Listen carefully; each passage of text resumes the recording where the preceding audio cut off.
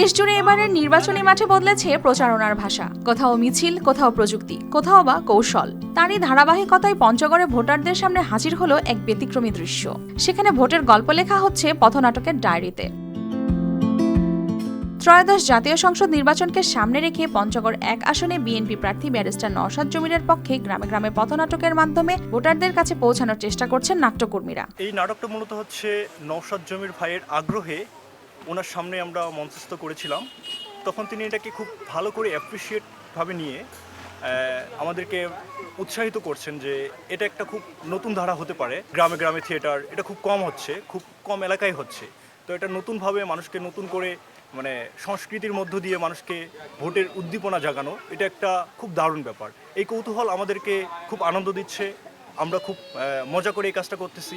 আশা করি সাধারণ মানুষও এটা খুব সুন্দর করে উপভোগ করবে। এইবারের ভোটটি আপনারা তাকে দিবেন যেন আমরা সামনের দিকে পঞ্চগড়কে আরো উন্নতির দিকে নিয়ে যেতে পারি। দি ডায়েরি নামের এই পথনাটকে তুলে ধরা হয়েছে গত 17 বছরের রাজনৈতিক বাস্তবতা। ভোট কেনাবেচা থেকে শুরু করে ফ্যাসিবাদী দুঃশাসন, গুম, খুন ও দুর্নীতি সবকিছু। RFL gas stove hassle free auto ignition নিশ্চিত করে ঝামেলাহীন রান্না। আরএফএল গ্যাস স্টোভ নিরাপদ ও ঝামেলাহীন। পঞ্চগড়ের প্রত্যন্ত গ্রাম, বাজার ও বাড়ির উঠোনে নিয়মিত মঞ্চস্থ হওয়া এই নাটক দেখতে ভিড় করছেন নানা বয়সী দর্শক। এতে অনেক ভোটার ভোট দিতে আগ্রহী হচ্ছেন বলে মনে করেন আয়োজকরা। এই প্রচারণা চলবে 10ই ফেব্রুয়ারি পর্যন্ত।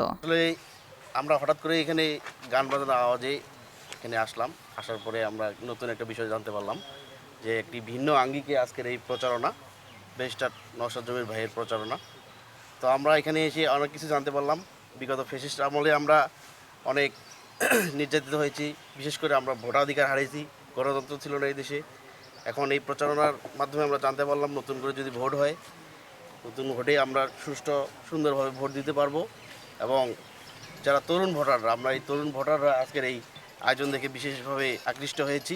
আপনার স্ব স্থান থেকে নিজ ইচ্ছায় ভোট কেন্দ্রে যাবেন এবং নিজের ভোটটা সুন্দরভাবে প্রয়োগ করে আসবেন এবং সমস্ত দায় দায়িত্ব আইনশৃঙ্খলা বাহিনী ইনশাল্লাহ দেখবে, সেটা নিশ্চিত থাকেন এবং যাবেন আপনারা। ভোটের প্রচারণায় পথনাটকের এই ব্যবহার পঞ্চগড়ে তৈরি করেছে নতুন এক নজির। রাজনীতিতে প্রচলিত ভাষার বাইরে গিয়ে সংস্কৃতিকে সামনে আনার এই উদ্যোগ ভোটের মাঠে কতটা প্রভাব ফেলবে সেটি এখন দেখার বিষয়।